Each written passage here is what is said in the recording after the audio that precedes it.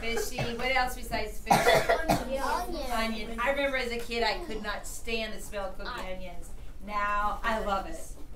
But as a kid, it did not appeal to me whatsoever. It's like, oh, I don't even want to have dinner with the smell of all of those onions.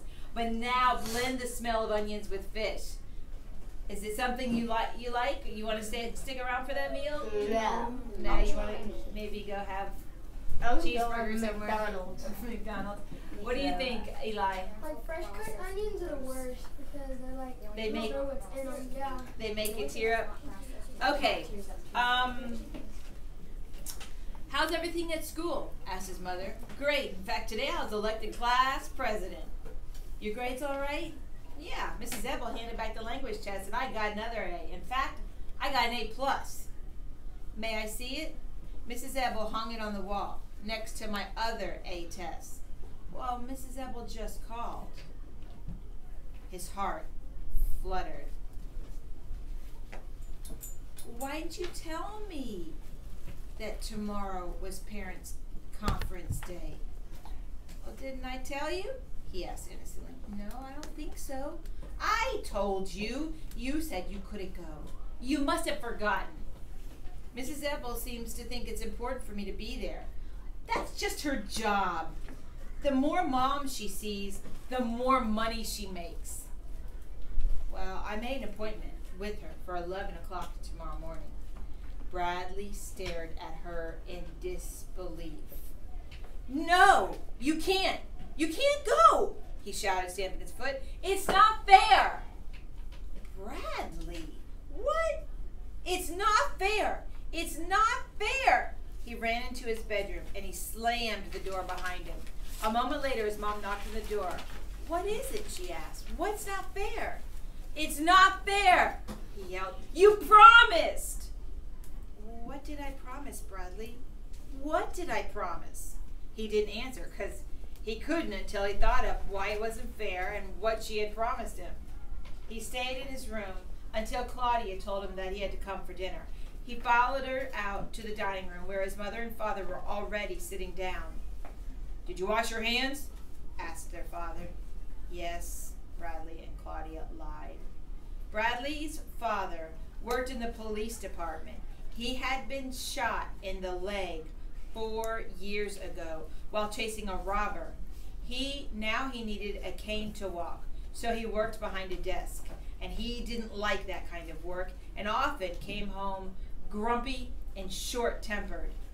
The police never caught the man who shot him. I hate fish, Bradley said as he sat down. So do I, said Claudia. It sticks to my braces and I taste it for weeks. Brussels sprouts make me throw up, said Bradley. How do you think his mom's feeling right now? You people are too. She's not too picky. She just made the food. Yes, she worked, exactly. She worked so hard on all this food. They smell like old garbage, said Claudia. Well, that's enough, said their father. You'll both eat what's on your plates. Bradley held his nose with one hand while he picked up the Brussels sprouts with the other and put the whole thing into his mouth. What's all this nonsense about your mother breaking her promise? Asked his father. Bradley was ready. Well, she promised to take me to the zoo tomorrow, and now she won't. What? Exclaimed his mother. I never said I'd take you to the zoo. She did too, said Bradley. Since there's no school tomorrow, she said she'd take me to the zoo. I didn't even know there was no school tomorrow until his teacher called me this afternoon, his mother protested. You promised, said Bradley. Okay, said his father. Janet, what time is your appointment tomorrow with Bradley's teacher? 11 o'clock. All right, well, you can go to your appointment and still have time to take Bradley to the zoo after lunch. But I never said I would take him to the zoo. You did, accused Bradley. And we have to go in the morning. We have to be at the zoo at 11 o'clock. Claudia snickered. Oh, why do you have to be at the zoo at 11 o'clock? He glared at her, and then he turned back to his father. With Claudia saying that, do you think she's on his side or not on his side? No. Yes, because she's like asking him too. So now he's got 3 of them ganging up on him, right? He glared at her and turned back to his father. Because that's when they feed the lions. Claudia laughed. She promised she'd take me to see them feed the lions at 11 o'clock, Bradley insisted. His mother was flabbergasted. I don't even know when they feed the lions.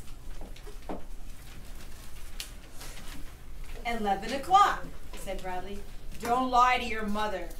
Really? They feed the lions at 11 o'clock. I don't tolerate lying. I'm not lying. Call the zoo if you don't believe me. Don't lie to your mother and don't lie to me. Call the zoo! Your mother said she never promised to take you to the zoo. She's lying. Right after he said it, he knew it was a mistake. His father turned purple with rage. Don't ever call your mother a liar now. Go to your room. Just call the zoo, Bradley pleaded. Maybe I did tell him I'd take him to the zoo, said his mother. See, said Bradley. Keep it up, Bradley. Just keep it up. You want to be a criminal when you grow up? You want to spend your life in jail? I see people just like you every day at the police station. Just keep it up. Bradley stared angrily at his father. Well, not all criminals go to jail. What about the man who shot you? I said go to your room. Bradley stood up from the table. I didn't want to eat this junk anyway.